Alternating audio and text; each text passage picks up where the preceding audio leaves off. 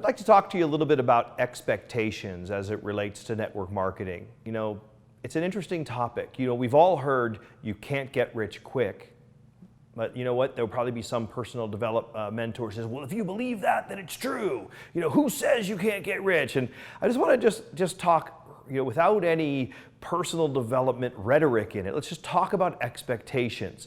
So I'm all for big goals and whatnot. But people, when they get in network marketing, one of the challenges is that they quit before they're successful. So what are your expectations? Like what I encourage people to do is take a look at what their income is now and then what they're looking to achieve. The number of hours that they work now and what they're looking to achieve. So for example, for someone who earns $500,000 a year, if they were to say, part-time, I'd like to earn $10,000 a month. It's probably realistic because they know what kind of difference they have to make $500,000 a year. Maybe it's in a totally different profession, but they've reached that level of contribution to making a difference to get that level of compensation. So with probably just putting that, a level of effort into it that is maybe on a part-time basis, they could get to that.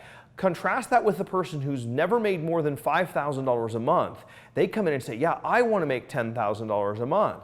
They have an expectation, how difficult is that going to be for them? It's going to be a step up in their belief in themselves. It's their self-worth and so forth. It's going to take a little bit of effort and time. And a lot of people come into this business, speaking of time, and they work like 40 minutes a week, not 40 hours a week. And yet at their 40-hour-a-week job, they make $5,000, and at this job, they want to make $10,000. You gotta have your expectations in alignment with reality.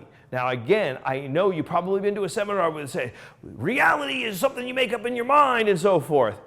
Granted, but do not quit is what I'm going to say if your expectations are not met, because some people have unrealistic expectations.